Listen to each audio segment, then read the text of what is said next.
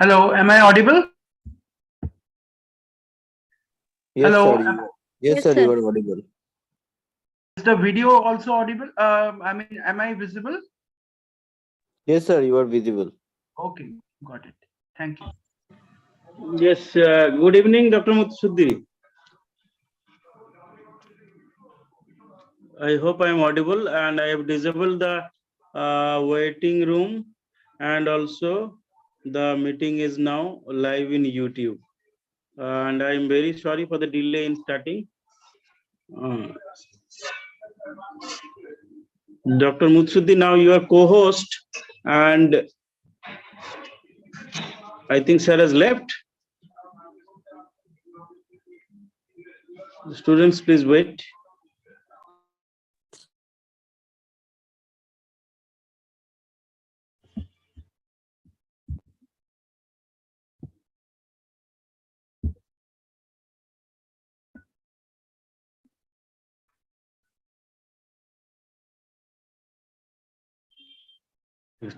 Sir, you have to share your screen once again. Okay. Okay, got it. But somebody actually removed me from the meeting. Yeah. So, no, that is not possible, I think. Okay, sir, let us start the session as it is 8 o'clock. Definitely. Sure, sir.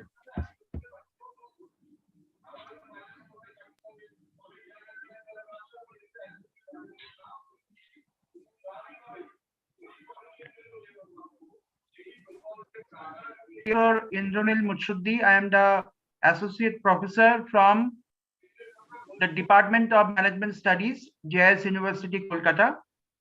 So in today's session, we are going to talk about the implications of holistic understanding and how the implications of holistic understanding leads to the harmony in the management of professional ethics in our personal as well as professional endeavors.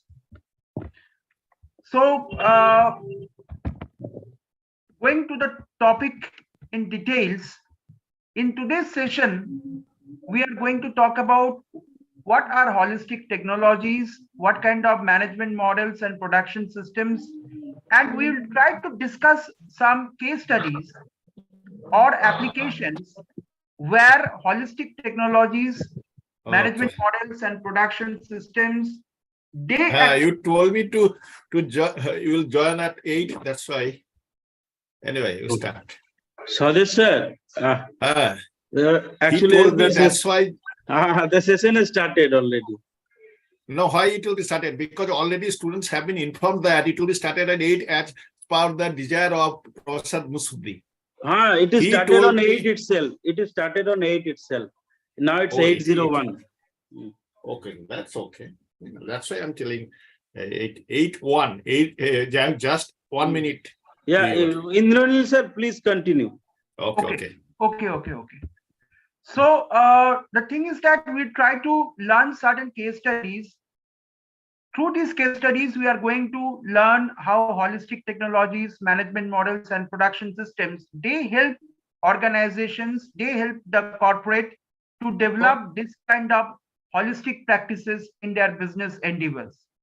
So from these case studies, we are going to understand in today's session what kind of strategy are required by organizations of today to develop or to implement or to apply the universal human order so that the harmony between the organization, the environment, and the stakeholder, which is us, is maintained in an effective way.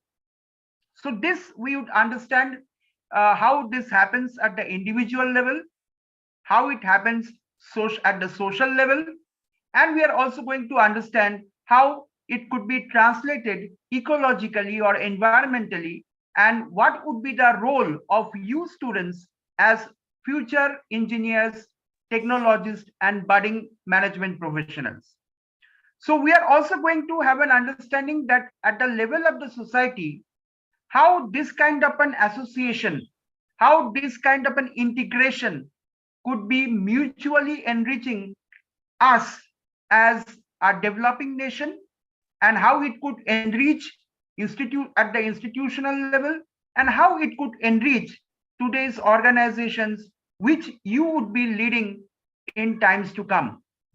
So taking on these contents, let us move forward and try to understand first that how holistic technologies, production systems, and management models are important in developing this kind of harmonious, integration system in organizations of tomorrow.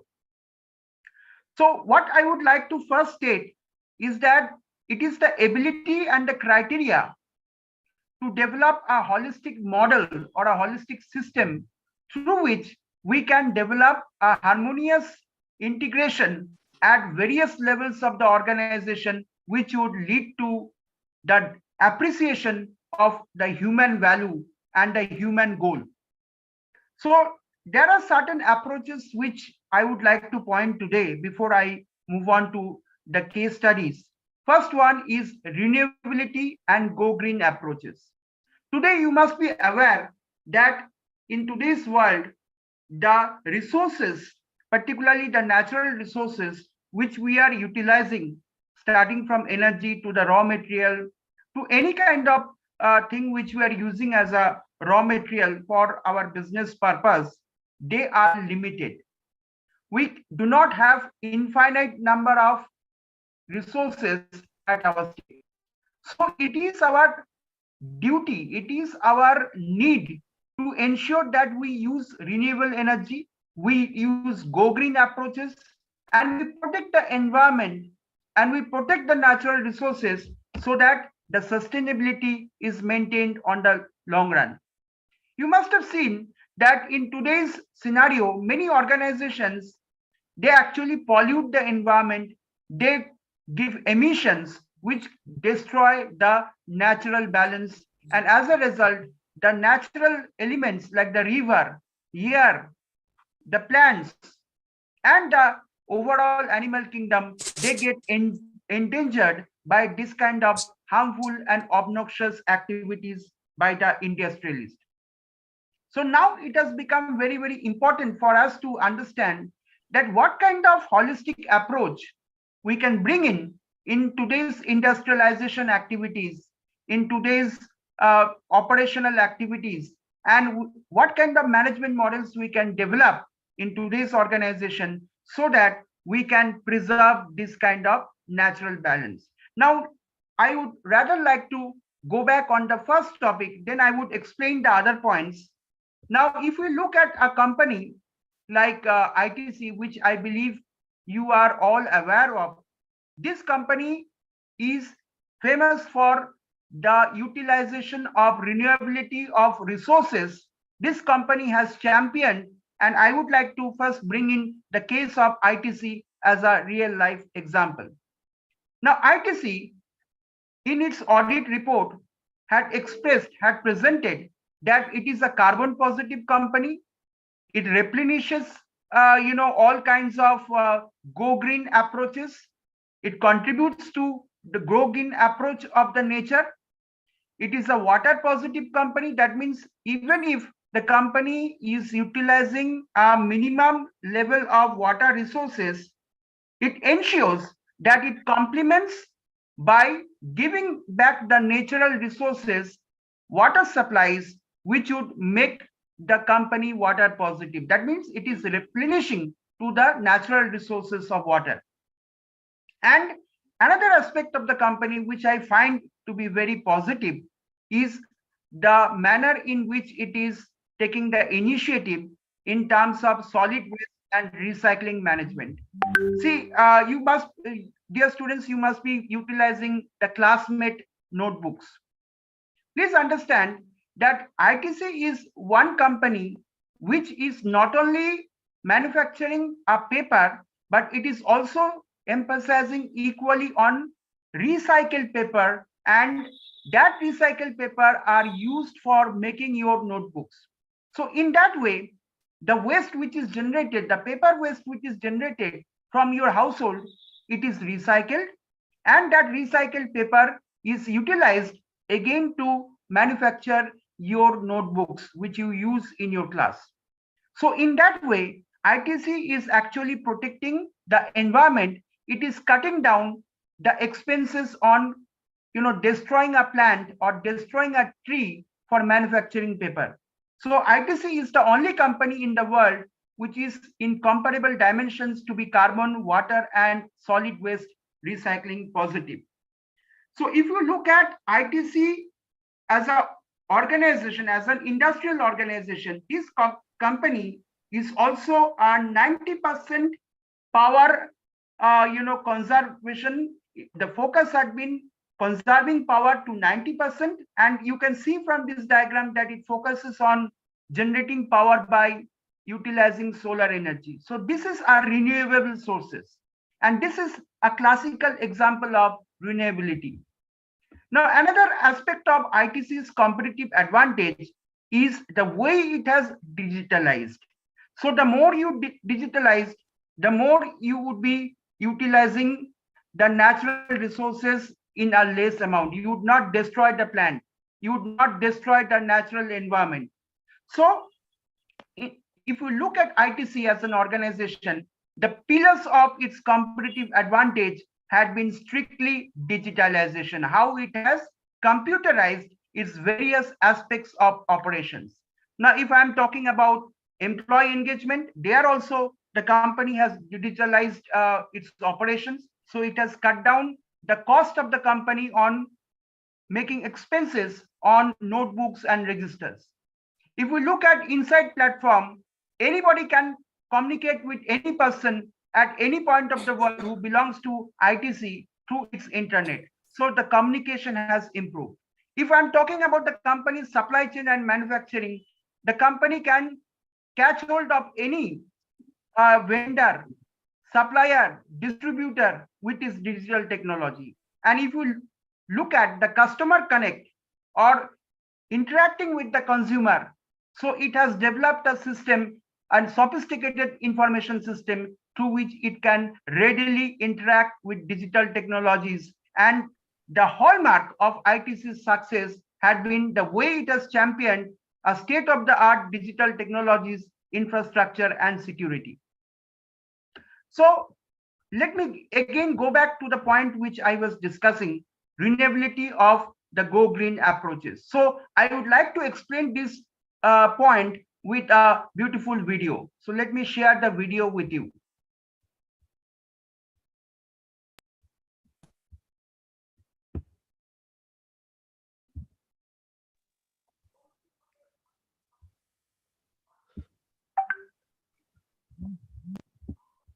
So here is the video. Renewable Energy 101. Renewable Energy 101. Biomass, the original renewable energy. It's been part of our lives since our ancestors learned to control fire. In fact, it's made possible by the sun, whose energy is absorbed by trees and plants through photosynthesis, and then released when organic matter is burned or decomposes. First, there's plant waste. Wood scraps, sawdust, and crop waste can be collected from farms or manufacturers. The waste is burned to heat water. The hot water creates steam. The pressure of the steam spins a turbine. The turbine powers a generator. The generator creates electricity. Simple, really.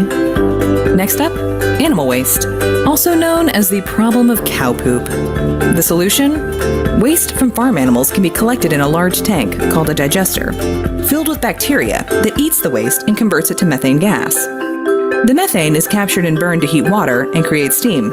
Sound familiar? Second verse, same as the first. This same principle can also be used to capture methane, a potent greenhouse gas with 25 times the heat-trapping ability of carbon dioxide, from landfills. Once a section of the landfill is closed off, pipes are run from the waste to collect the gas, which can then be burned to make electricity or heat. Biomass may not be the prettiest form of renewable energy, and it needs to be used carefully and thoughtfully to protect ecosystems and prevent greenhouse gas emissions.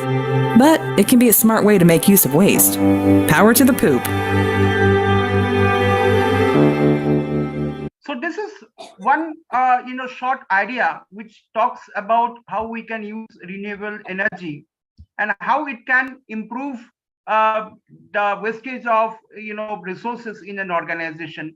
Now let us focus on how renewable energy can be generated by the use of hydroelectricity. So let me take you to the second part of the video.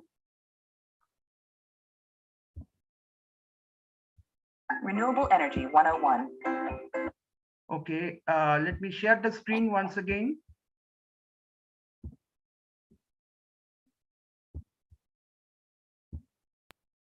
Here we go. Water covers 71% of the Earth's surface and is vital to our daily lives. It can also be a clean, renewable, reliable source of electricity. Hydroelectric energy comes from capturing the force of moving water that's in our Earth's rivers and oceans. We do this by using the movement of the water to spin hydraulic turbines. That generates kinetic energy, which is converted to electricity through a generator and then sent to the power grid. Most hydropower is generated from dams built on rivers and streams, often where there's a big drop in elevation, so gravity can help us out.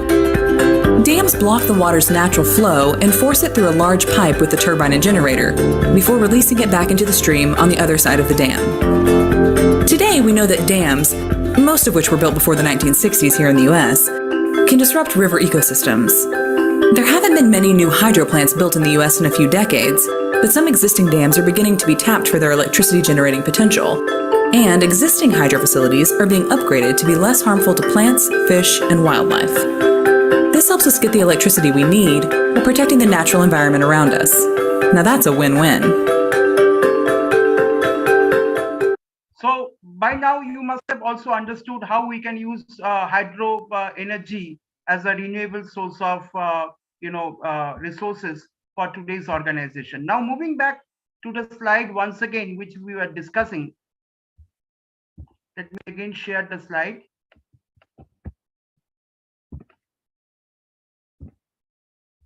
So now let us talk about what are the other things that we can do to ensure that there is a holistic integration.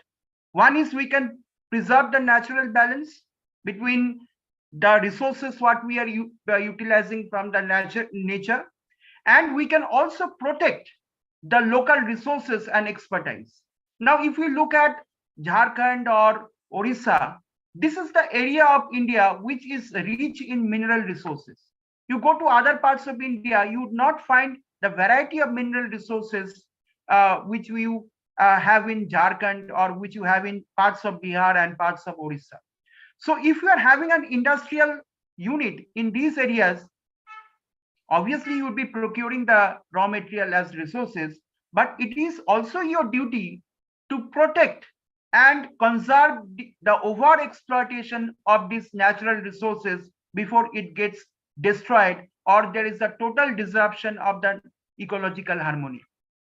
Then another very important thing is that in today's organization, you need to inculcate the practice of decentralized and conducive, meaningful mass employment. That means you cannot have any kind of disruptive employment practices, although you can see that AI and other technologies had brought some, disruption in today's employment world, but that should be brought about by a decentralized and conducive and meaningful employment. So for that, academic institutions, universities, and organizations, particularly the HR department of organizations, they need to rethink the HR practices and policies so that this kind of strategies or this kind of management models can be brought and put into practice. Now, another very important thing is that the needs of the society are changing. Whatever we had the needs yesterday, those needs are modified and changed. So today we need to constantly look upon what kind of needs the society is having. Okay, and with those needs, we need to match the operational standards. We need to match the production standards. We need to match the distribution standards. And we need to ensure that the consumption level of the consumers are in sync with what we are operating, what we are distributing, and what kind of materials and products we are developing or producing. So moving on, now comes the role of modern technology. So as a management student, or as a technical student, or as an engineer, your job as future leaders of organizations would be to develop and inculcate modern technologies and systems which would be innovative in nature, would be creative in nature, and which can be visualized under the influence of the prevailing worldview. Now, you must have seen the last 2 years had been the COVID pandemic saga. So during that time, all the technological advances had happened in the world. Even as your teacher, I could not think about communicating with you with this device on an online mode. So today it is you can say it is a positive impact which had made me learn to develop this expertise and apply this expertise to connect with you, even if you are situated in Ludhiana or Punjab.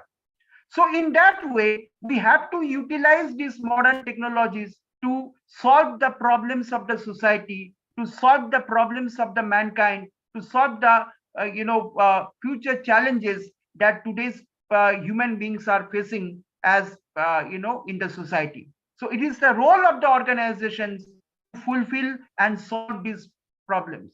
So there the harmony needs to go beyond what we are presently doing. So when I'm discussing the role of modern technologies and systems and all kinds of human inventions, there are three broad criteria which can be taken into consideration as a guideline for the development of such technologies or systems or management systems. One is, we can use the technology to cater to the appropriate needs of the lifestyle. Now you must have seen that the world has become very small due to the invention of the digital technology. I can communicate with a student who is situated in Ludhiana, or I can communicate with a student who is situated in Canada also at the same time by the use of digital technology. Now, if I am a CEO, if I am supposed to talk with my business partners, I can carry my office in a virtual mode while I am traveling on a aircraft. So you can understand the world has become very small, and the digital technology, artificial intelligence, machine learning, and Internet of Things, these technologies had made the world more convenient and conducive for the business fraternity. So another thing which you need to look upon is that how you can use modern technologies to make the organizations people friendly. Look at organizations like the Tata Group, and how you can use modern technology to make the organizations eco-friendly. So these are the things you need to look upon and ponder at every point of time. So in addition, we also need to look upon the aspect of local self-sufficiency. That means, as an India, if we look at India as a country, we have to ensure that our local resources, particularly you people, are well educated, are well skilled. You can be competent to match any kind of competitive challenges of the global world. You can work and meet the expectations of a multinational corporation. And we are doing it very well, but still we need to pull our socks and develop our expertise up to the global standards. That is one part of the story. And at the same time, we also need to upscale the local resources and expertise to meet the demands of the global world. No longer we are operating local. We are actually playing at the same level with the global competitors, with the multinational companies. So in order to make us more competitive, we need to leverage technology. We need to leverage education. We need to leverage our managerial and technical expertise to match with the demands of the global competition. And this is where you need to develop that harmony. So what we can say, in accordance of the general discussions what we had since the beginning of the class, we need to develop certain criteria. We need to develop certain judgmental parameters, which would make us very sure that whether the technologies, whatever we are using, they are appropriate in nature, they can transform our production systems and evolve our production systems in a very intelligent way. That is where the use of Internet of Things or IoT or artificial intelligence or machine learning comes into the picture, and robotics also comes into the picture. And we can also develop state-of-the-art management models which can transform today's organizations into the desirable organizational states for tomorrow. So if I'm talking about the technologies, the first role of the technology would be to cater the real human needs. Today, if you look at Zoom has been able to fulfill the need of human communication, which we do face to face or in a physical mode. It has straightforward been a complementary technology which has fulfilled or evolved the art of communicating physically, which we do in a physical setup. So that we have seen during the COVID, it has transformed the entire face of human communication during these 2 years, the last 2 years. So this is how technology needs to transform the human needs. Another very important thing, it has to be compatible with the natural system and cycle. Suppose you bring a renewable technology. That renewable technology should not do any harm to any natural system, or it should not be a barrier to any kind of natural resources. And if I'm talking about the application of technology in terms of making the best use of the human body, animals, plants, and materials, it would improve our overall health and well-being. It should not degrade our health. It should not degrade the life of the plants on which we depend. It should not degrade the life of the animals which are. Another very important aspect of technology, it should be safe, it should be user-friendly, and it should be conducive. Please understand there are many technologies like the nuclear technologies. They are good, but unfortunately, nuclear energy has a big detrimental aspect also. What is that? The toxic waste products which are generated out of nuclear energy, it can destroy the natural resources like anything. So we have to understand, we have to create that kind of a technology which actually takes care of those harmful impacts. Now, another aspect is how we promote the use of renewable technology and energy resources, which I believe you must have understood from the initial videos which I have shown with you and the case of ITC which I have discussed with you. Another very important thing, we need to focus on low cost and energy efficient operations. Now, the use of hydropower, the use of solar power, this should be the alternative forms of energy. We cannot depend upon the petroleum gas, and we cannot depend upon the natural gases for long. We have to think about the alternative form of energy for our operations. We need to promote decentralization. We cannot have centralized decision making. We need to enhance human interaction and cooperation, and that is where you need softwares to enhance human interaction and cooperation. And but today's session is the proof of that I can interact with you through Zoom. And one more important point about technology, I would like to say that it should enhance the durability and the life cycle of products. That means, every product, whatever we are using, they have a certain, shelf life. And today the technology, it should enhance the quality as well as the shelf life of various products and services. And that is where you as engineers, you have as R&D experts have to bring in new innovations and new products and services. Now, if I'm looking about the production systems, your production system should be an outcome of the best utilization of technology and resources. So here in one angle, you have to use the best technology. You have to make the best utilization of the local resources. And for that, you have to ensure that you have the right talents with the right skill. And another important thing, that you cannot have a very costly operational system. You have to ensure that it is economically viable for your organization. No organization in today's era would be able to economically sustain if you have a very costly operational system.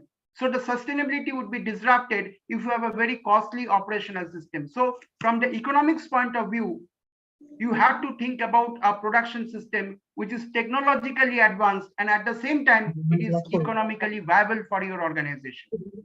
You have to give priority to the local consumption. You cannot focus on the larger picture unless and until you fulfill the needs of the local market. You have to develop a decentralized system that would create meaningful employment of people. You cannot leave the people unemployed. So that is your social responsibility. I would show a video of the Tata Group where it is more socially responsible as an organization. I'll show you the video just now.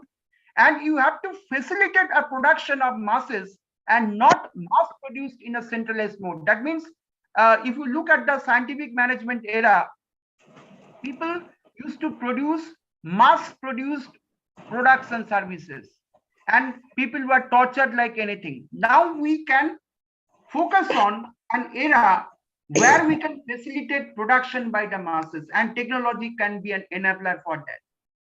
And we also need to ensure the requisite quality of production. We cannot produce like what China had been doing in the last decade.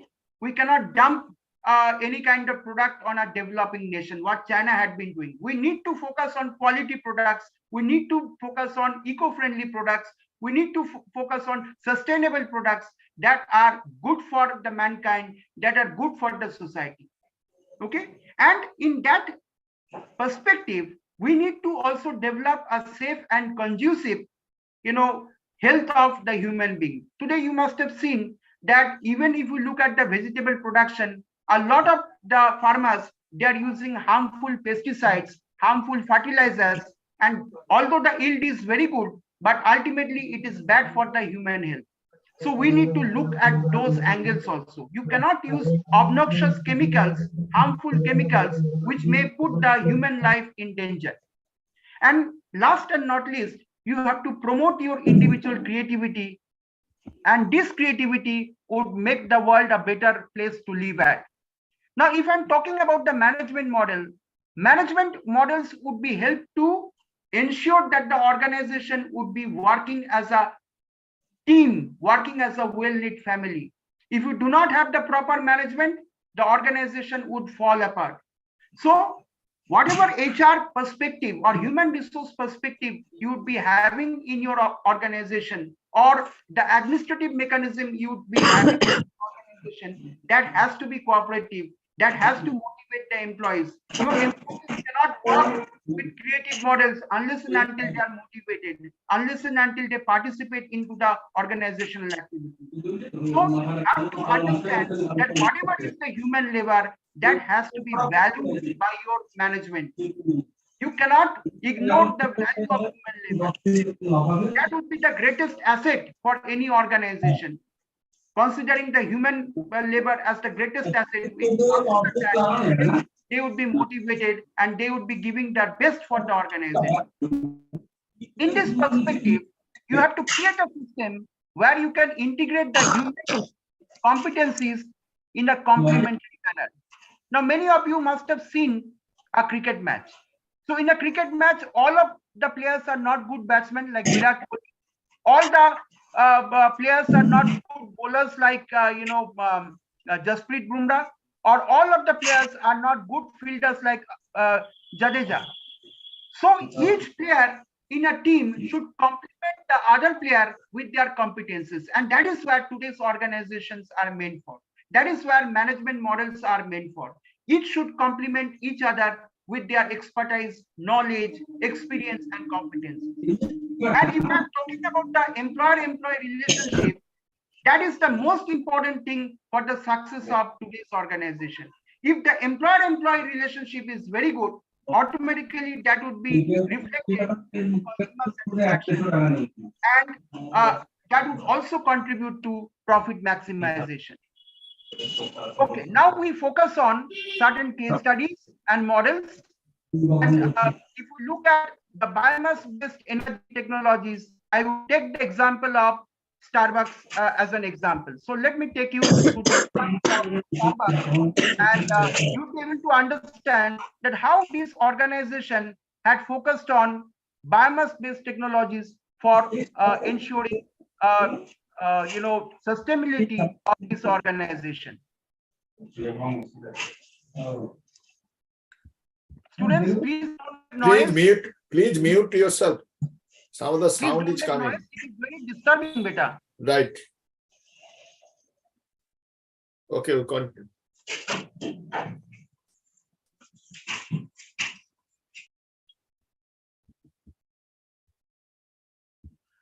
Okay. Let me show a video of Starbucks.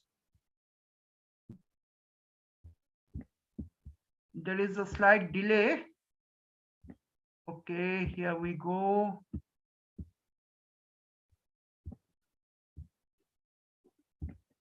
I think the screen is now visible. Let us start the video.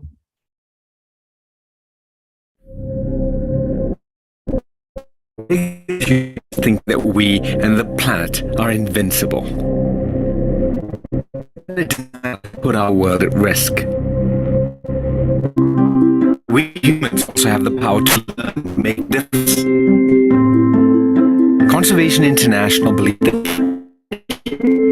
responsibility to protect it. For 15 years, Conservation International has been on an amazing journey with Starbucks. Ethically sourced coffee around the world. Together, they've created a new way to buy coffee. One that is sustainable, transparent, and good for people and the planet. The journey covered all continents where they've improved the lives of 1 million farm workers and cared for millions more coffee trees. Conservation International is proud to recognize Starbucks for ethically sourcing 99% of their coffee, making them the largest coffee retailer to reach this milestone. But there's always more to do. Starbucks is committed to 100% ethically sourced coffee.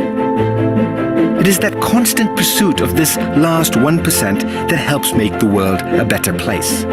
That's why Starbucks is working with groups like Eastern Congo Initiative, which is helping thousands of coffee farmers in the Democratic Republic of Congo to increase their production, creating opportunities for local communities. It's about possibilities and commitment. Whether you're a global company like Starbucks or a single human being, you can make a difference. And all those differences add up to a world that's changed for the better.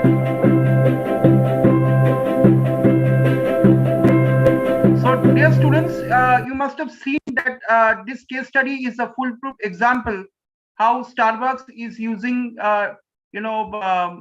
renewable energy, and it is helping to develop a model which would lead to sustainability, which would lead to the protection of the planet for the long run. Now, another very interesting thing that there are many organizations which are focusing on animal-driven gadgets or micro-hydel and wind power prime movers as a alternative source of energy to avoid fuel-induced vehicles or fuel-induced operations. We are developing solar energy devices. I have shown you the slide of ITC, where ITC is using solar energy, and it is actually reducing the overutilization of thermal power, which is actually the natural resources are coal, and you must be aware that the source of coal is depleting every day. And today, if we are looking at the models which are coming in today's organization, we need to focus on eco-sanitation, because if we do not focus on eco-sanitation technologies, all the effluents which are coming from our houses or household, this would mix with the river water, whether we intentionally do it or unintentionally do it, and it would destroy the nature. The best example, I had been in Delhi for the last 8 years. I have seen the river Yamuna get polluted like anything in these 8 years. When I came to Delhi, Yamuna was a Swachh river. It was a clean river.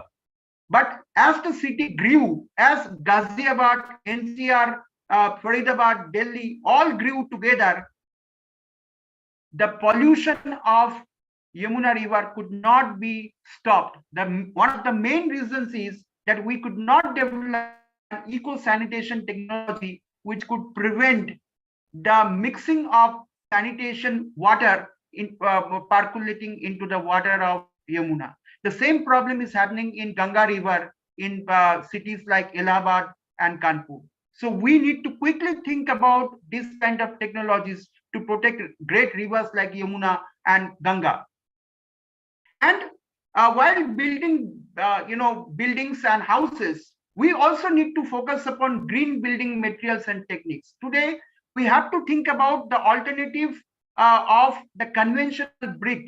Brick, it is the wastage of a lot of energy.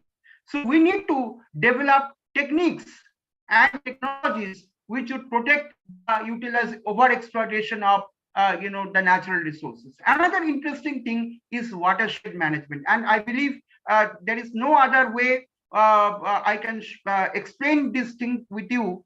And I should rather explain it with you the Coca-Cola way. So again, let us go to a video and understand how Coca-Cola is doing this stuff.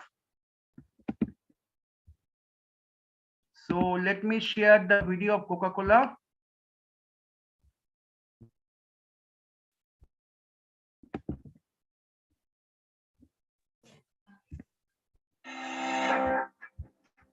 Water is essential. Let me share the video. Here we go. Essential to life. Water is essential to life, to health. It's our most precious ingredient. But safe, clean water is limited. That's why we treat it with the utmost care.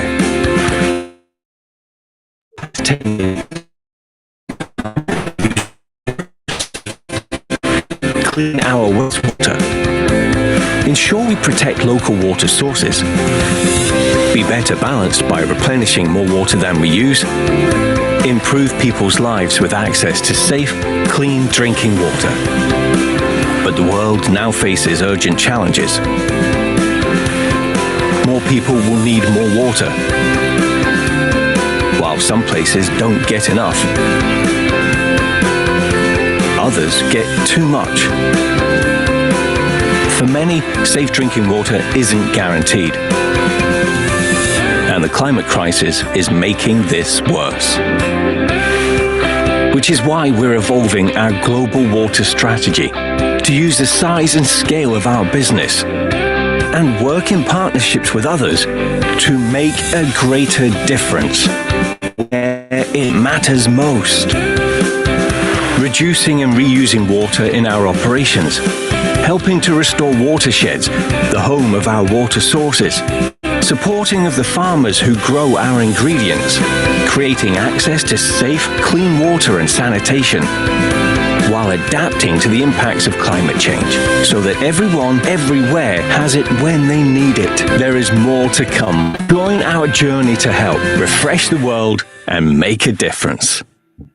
This is a video from Coca-Cola, how they're using watershed management and to make the world a better place to live in. I would like to show the second part of this video also. So let me open the file. At the Coca-Cola Company, our purpose to refresh the world. Okay, so here we go. So it is the second part of the video. And make a difference guides our business. At the Coca-Cola Company, our purpose to refresh the world and make a difference guides our business. In 2021, we worked with great dedication to position ourselves for continued growth. And our environmental, social, and governance initiatives continue to be embedded in our business and our work. These initiatives are interconnected. Our efforts to combat climate change, for example, are closely tied to sustainable packaging, increasing water security, and and sustainable agriculture. We're focused on areas where we can have a measurable, positive impact on the communities we serve around the world. This includes investments in economic empowerment, diversity, equity, and inclusion, and community giving. And we're seeing meaningful progress. For example, since 2010, our global water, sanitation, and hygiene programs have reached 18.5 million people. We were proud to achieve our 2020 climate goal, and we're accelerating our efforts through our 2030 science-based target. We've also added a new industry-leading refillable packaging goal. As a total beverage company, we're continuing to provide consumers with a wide range of choices, including drinks with less added sugar. In 2021, we rolled out a new and improved formulation of Coca-Cola Zero Sugar, which has driven growth in 80% of the markets where it was launched. Our combined 2021 Business and Environmental, Social, and Governance report is a reflection of how ESG is embedded in our strategy, and we're proud to share our progress. So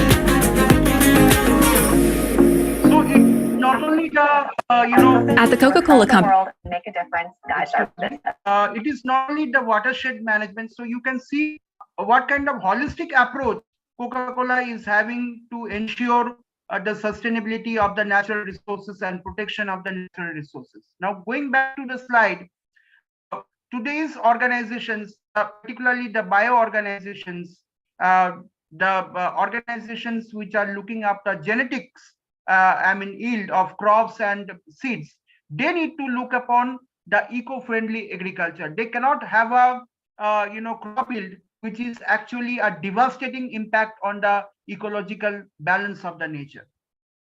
So we as genetic scientists, we need to be socially responsible to actually protect the nature. Now, if I'm talking about the evolving management models, the cooperative societies like Amul, they played a crucial role in transforming a country like India. Now, I would particularly like to focus on the case study of Lijjat, and you'd be able to understand how this small organization from a very small association of 7 to 8 ladies, it had transformed into a mega organization. And this is great about our country. India is a country where you'd find that culture where a small entity can evolve into a big organization. And the best example is our organization also. So we started in a very humble way by Sardar Jodh Singh. So he started with a small dairy setup, and in Eastern India, it is the biggest education conglomerate. And this is great in India. This kind of culture, this kind of attitude, business attitude, you would find never ever in any part of the world. So let me take you to the video of Lijjat to be able to understand how we can use business models to transform the society and empower the society.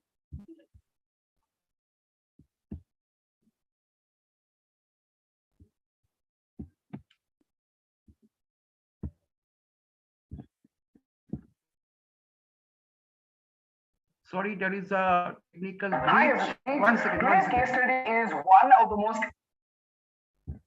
1 second, let me share the screen.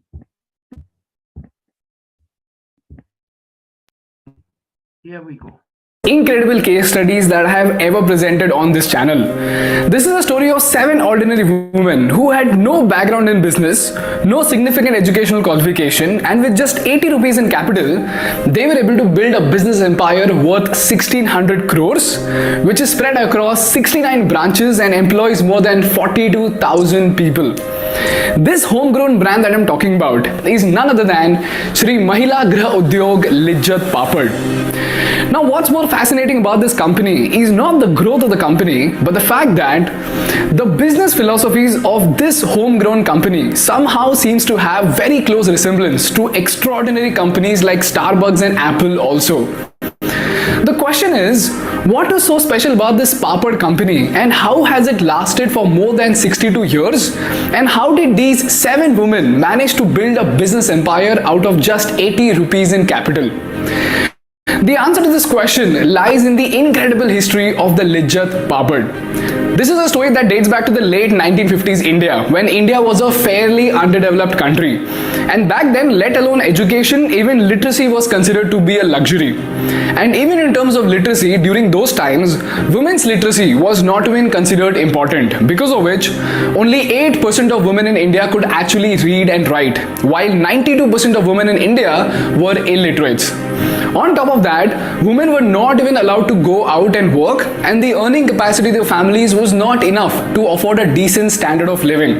And that is when in 1959 Mumbai, a group of 7 amazing women from very ordinary background came together to discuss a business idea which wouldn't need them to step out of the house, wouldn't need education, and yet could produce a competitive product in the market. Ladies and gentlemen, that is how the idea of Lijjat Papad was born, with just 80 rupees of capital that was given to them by a social worker. They first started selling their papads at a local store, and soon enough, due to the superb quality and taste of the papad, even other shops started buying their papads. And that's when they started scaling up. Now, when they started scaling, they had the opportunity to hire women at a dirt cheap cost, because they were one of the rarest avenues of income for women, which allowed them to work from home. But you know what? When these women had their first board meeting, they established the fact that the primary goal of their business wouldn't be to make money, but to empower women from the smallest households of the country and to provide them with the livelihood to nurture their family. And more importantly, they also established the fact that money would only be used as a fuel to scale their impact on the women of India and not be the sole purpose of their existence. So instead of hiring women, they started to give out ownership to every single woman who joined their business and called them Lijjat sisters rather than employees. This is what you call as collective ownership, wherein every employee owns a small part of the company such that the profits and losses both are shared by every single person in the organization. So regardless of your age, caste or religion, even if you were at the lowest hierarchy of the Lijjat Papad organization, you would still own a part of the business.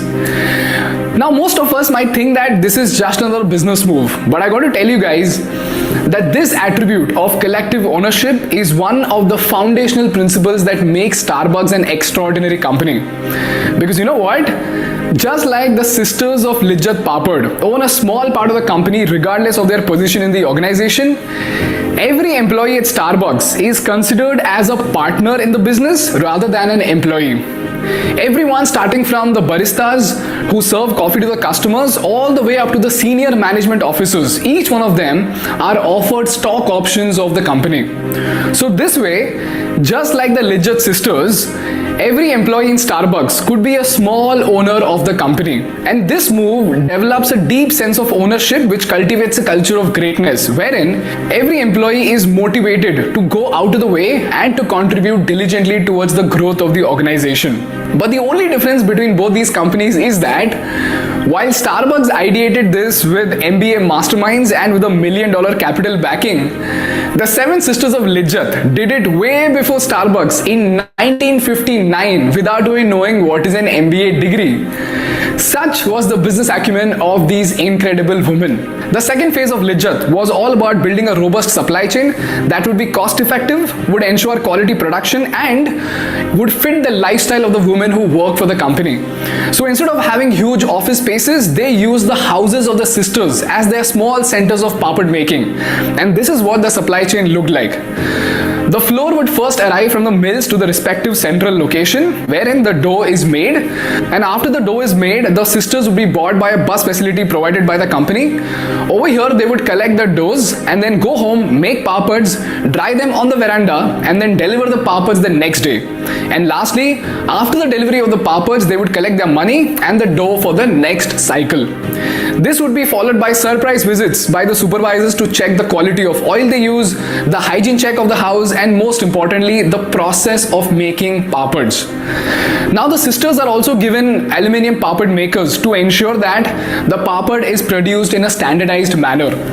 This happens at all the branches.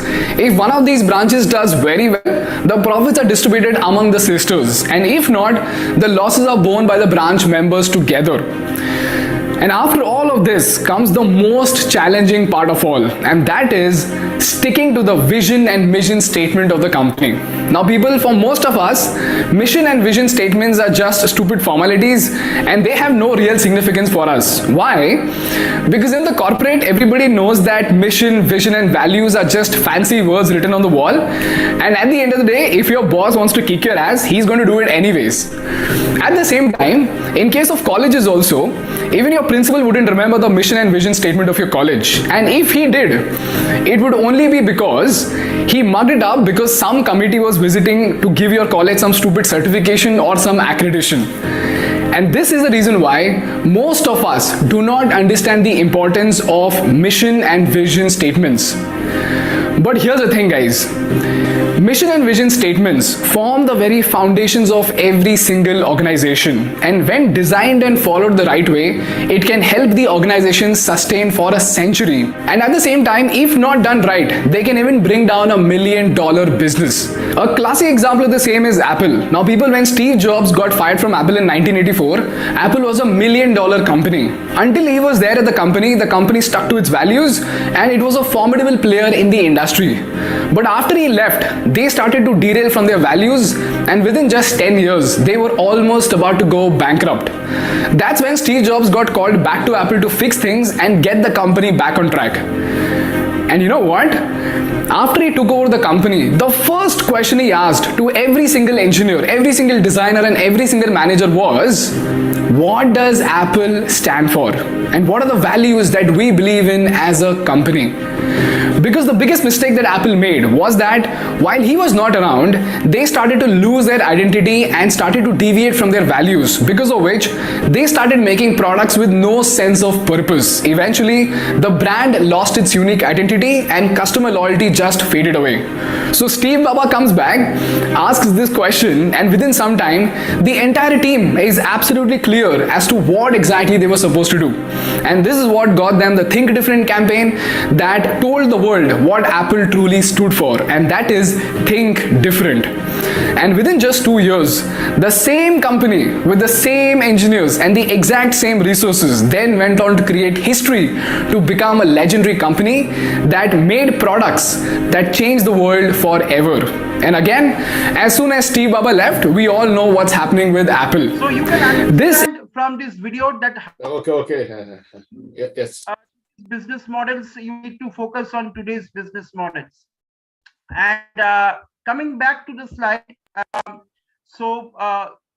it's not only legit, there are great organizations like Maruti Suzuki. You can look at organizations like the Tata Group, who has transformed this society into the modern India. Whatever modern India we are living, these great organizations has transformed the Indian society. Now, what we can say in conclusion, that as human beings, we need to first understand what kind of understanding or feeling or what kind of self meaning we are having in our life. And if we can understand the meaning of our life, what we are here for, that would give us happiness. That would make us understand why we are here, what we are meant for, who we are. And if we have that kind of self-understanding, it would define our prosperity. If I know what I am for and what is my capability, what is my strength, what is my weaknesses, I can easily understand where I need to go. And if I know that where is my avenue for my prosperity, it can translate my happiness into the family. I would not be frustrated and dejected while I return to my home. I would not my unhappiness in my family, in my siblings. I would not inject my frustrations in my household.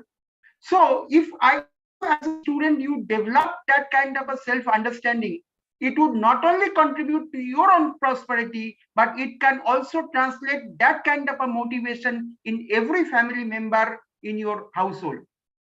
And this kind of a model can be translated as a virus into the society. If you can do it successfully in your family, your friend would also be able to apply that in his family. And likewise, in a chain reaction, the entire community, the entire society would develop that kind of prosperity, would develop that kind of trust, would develop that kind of fearlessness, and that is how the entire society would transform. And another thing that is very, very important, which we discussed from the very beginning of today's session, is that we need to coexist with the nature. We cannot destroy the nature. Everything, whatever we do, that has to be done to protect the nature, to ensure the sustainability of the natural resources. So, as human beings, we cannot only think about our own prosperity like a selfish being. We also need to think about the nature. We also need to protect its resources. We need to coexist and have to provide and contribute towards mutual fulfillment. So that is where the fourth level of evolution of our harmony exists. That is ensuring the fulfillment of the natural resources. That is where the coexistence is very, very important. So if we are talking about the human order, in the thing, your education is very, very important to develop all the necessary sanskar. Your health is important. If the society is healthy, then we can do a lot of creative things. If you are not healthy, your mind and body would not permit you to do anything. So that would give us self-regulation. And if we have self-regulation, we can do any kind of work, any kind of production, any kind of creative endeavors. And we also need to look upon providing justice. We cannot stampede anybody for our own prosperity, for our own profit making. And that is where the noble thoughts of justice, social justice, harmony, preservation, exchange, and storage of the values and sanskars, which we as Indians, we need to carry on in the future generation. And dear students, this is the foundational system. If you can inculcate these values in your ways of taking decisions, it would take our country to a greater height. Okay. So concluding remarks, what I can say at the end of today's session, that all of you would be landing up into some other kind of profession, whether you become an entrepreneur like the 7 sisters who started the great company Lijjat Papar, or you become a employee or a manager or a technocrat champion in a multinational company. So you would be into a profession. So your profession should ensure that you do something meaningful, and that meaningful endeavor should bring in participation in larger order, and it should not only involve people, but it also should take care of protecting the natural resources of this living world, and it should ensure the sustenance of the human goal, the comprehensive human goal, and should develop a process in which the physical facilities of one's family and the society can be protected.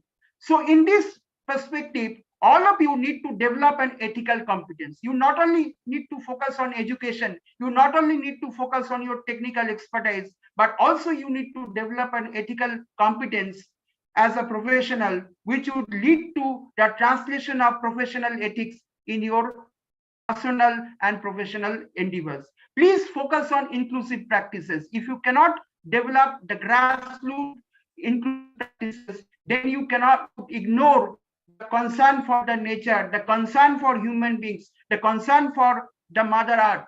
Okay, so if you develop those inclusive practices, that would be also reflecting in your organization sustainability, in the sustainability of your business endeavors.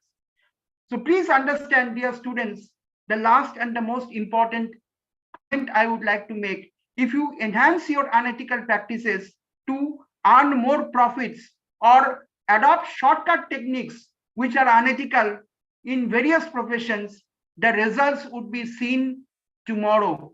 And these contradictions, these deviations, these dilemmas would actually corrupt the entire society, corrupt the entire worldview.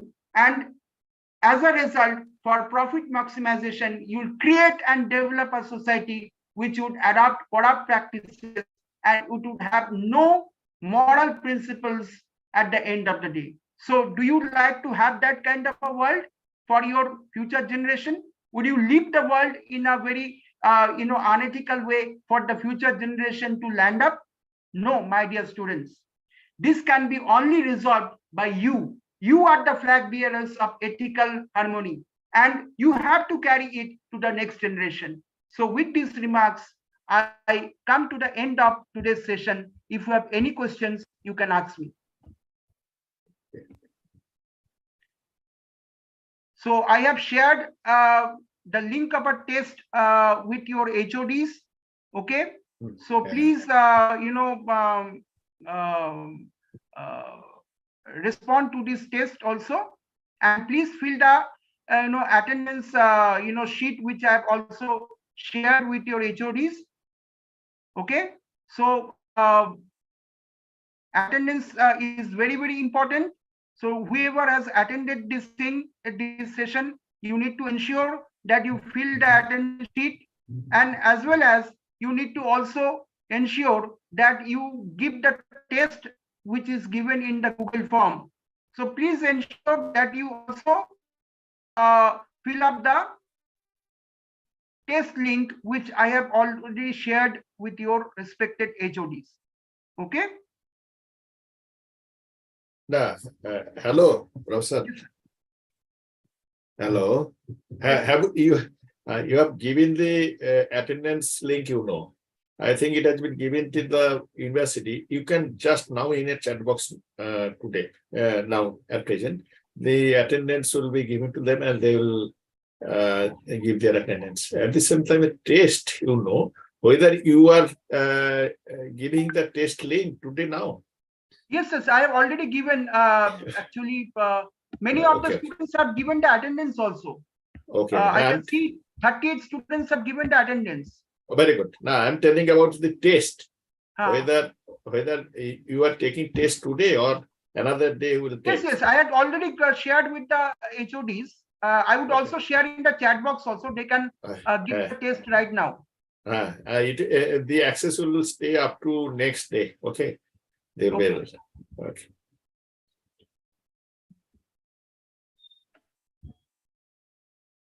Okay, I'm telling you, actually, this is the last class that I have declared, already declared, last class of the model number 5, and at the same time, the last class of the UHB session, So 5 model, already, I think, 16 classes I have taken.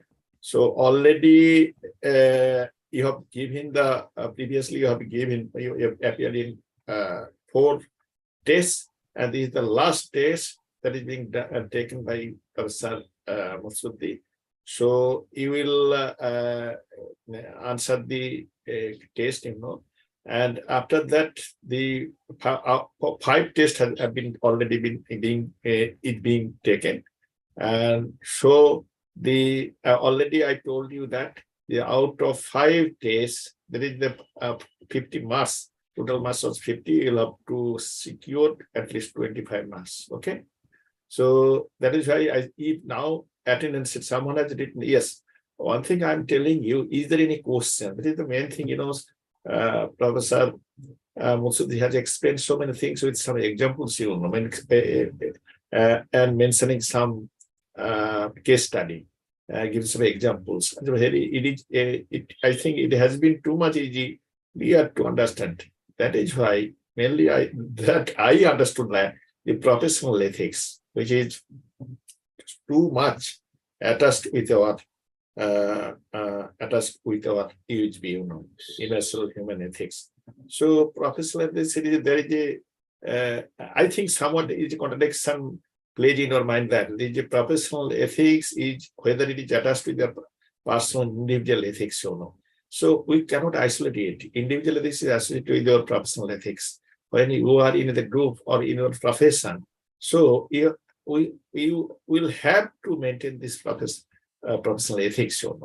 So you may have some certain attitude, approach, or idea, but when you are in a profession, you have to maintain the professional ethics. That is the main thing. That has been clear. Hello. Sir, the exam link is not opening, sir. Exams, sir, exam link is opening. Someone is telling that. I'm checking it out, sir. One second. Okay.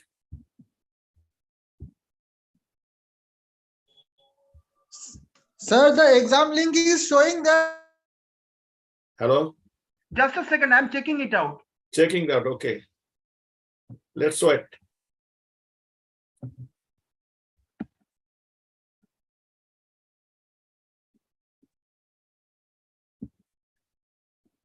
Someone has literally, it is the old module link, sir. I guess, okay.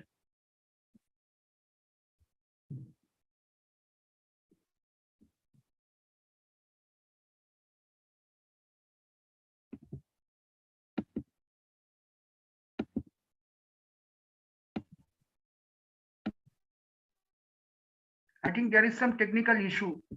Okay.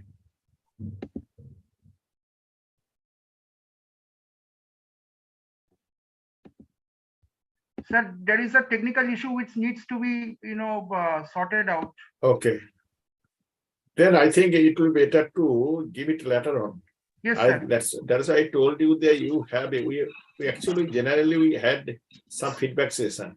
On Wednesday, the class was taken by the speaker, and on Sunday it was the feedback session from the students.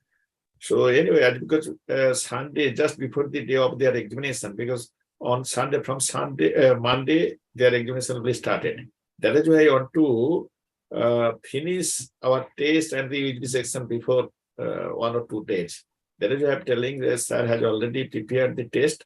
I think it will be better if it is given to the to send to the HOD. The HOD will send you in your WhatsApp, I think. I think it will be open. It will remain its access after a certain time. Otherwise, I'll request Professor Munsudi and also our students to attend another session. Session means any day on Saturday or Saturday it will be better for half an hour. So for half an hour, you will speak your feedback, you will give your feedback, and this some link will be given.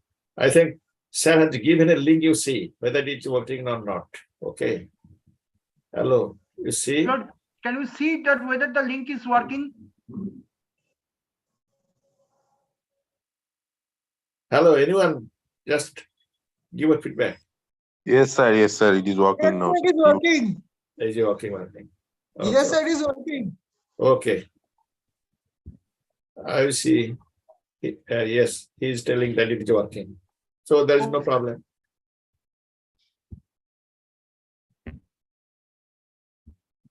So the attendance sheet and the test is both given to the students. Okay, that will be better. Okay. I think I am telling you again the AHB session or target or focus was to complete this session before examination. And because from 16 onwards, your examination will be started. Before that, it should be finished. And we have completed this session in time. It is the 1st February, so 6th February will be started. So I think 5 modules have been classes on that 5 modules have been taken, and there's some 5 tests have been also taken. So is there any now this session this time? I am telling you again, if you have any question, any query, or any addition, you can just call me now, or you can speak now. Anyone from the students, if you have any query, you get the UHB session, mainly this session, today's session, as because attendance sheet and the test is being sent today. But previously I have seen that the end of the class, it was declared the next day of the test will be taken at the completion of each module. But this is the last module, class of the last module. It is finished today, at the same time test is being taken today now. So if you have any query or any feedback, what's your idea, what's your concept, what you feel, what you have, what is the awareness of the about this session, you can speak now, then will be placed. And sir has taken the last class. It is another actually pleasure to us. So that is why I'm telling you, this module 1st class was taken on last Wednesday by Professor Dhardube, And this session, it is being taken. It has been taken by Professor Matsudi. I think regarding these two classes, if you have any question, any query, just ask. You can ask now.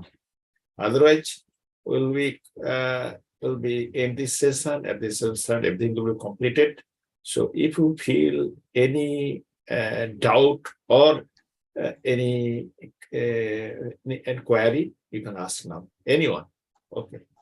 Sir, I bolo. had missed a few minutes, about half an hour earlier. So if you please load this in YouTube tomorrow, today's session. Today's? It's already there in YouTube. It's already there. It is in the YouTube now. It is showing. It is in YouTube. You click on this, YouTube link, and you paste it in your browser. You'd be redirected to the YouTube channel.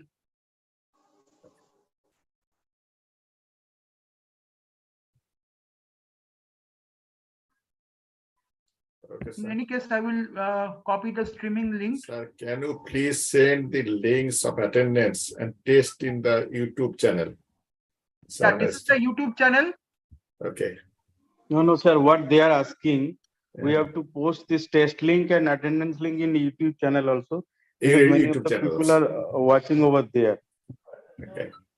So it will be nice if you forward this. Both the links in the students Telegram group, that will be fine. Right. Sir, the problem is I don't have access to that actually. You send it to me via WhatsApp. I'll copy and paste it in Telegram. Right. Yeah, I will do that, sir. I will do that, sir. Please send it to him, then he will send it. Yeah, first let me send the attendance. Okay.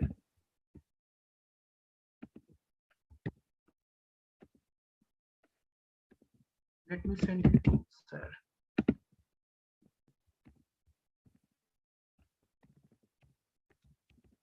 Sir, attendance has been sent. Now let me send the other one.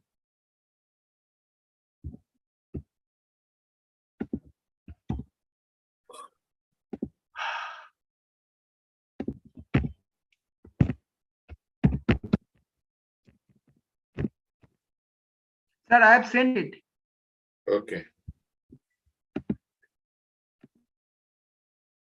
For the Already students. 4 students have given response. Okay. So those who are in YouTube. No, sir, I have texted to Maji sir. You probably. Yes, sir, I'm doing. I'm pasting it to students Telegram group. Okay, sir. Okay. It's already pasted. Okay. They will respond. No issues. If the link is open, they can respond at any point of time. Okay. So Swadesh sir, I think this is the concluding day. So make a concluding remark and we will close the session. If you have any information, if you want to speak any instruction or the any instruction, if you want to give their students learn, you can speak now. Okay. Ajit sir, if you any information regarding this, and because it is the last session of the USB module, if you feel that some information should be given, then you can give it now. Otherwise, our EP session for this year, this session, this year, I think it is being now completed. Okay. So that is what I'm telling. Anyway. Actually, I'm telling you again, you'll have to, it is a non-CGPA course, but you must have to pass. Okay. So already Maji sir and I told you that out of 50 marks, you'll have to secure score at least 25. Those who have already appeared in this test, they will get very easily. Okay. That is from our side. Okay. Is there anything to speak? Otherwise, I think it is over. No, it's fine, sir. Okay. Thank you all. Thanks all the faculty members, especially to Swadesh sir for timely completion of this universal human value courses. This is the second edition or second year of UHV course that we are offering at JIS University. Right. Of course, we need to assess regarding the mental development that our students are getting. I'll request all the HODs to have a review on this universal human value classes. Great. Though we have more than 1,000 students admitted, but this time I have seen, my personal observation is the number of attendee has decreased a lot.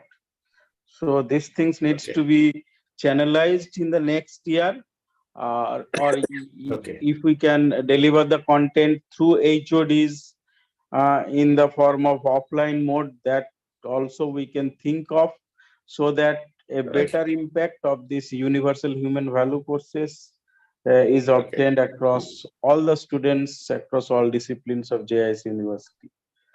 Of course, the government of India is thinking of introduction of the second edition of this universal human value, UHV2, though we are at the very preliminary stage, but I believe our students at this point of time, those who have attended all the classes since the beginning, are now able to differentiate between self and body, between the physical facility and the requirements of an individual.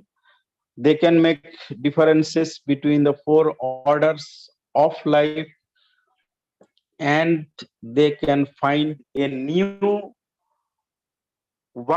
yourself within you.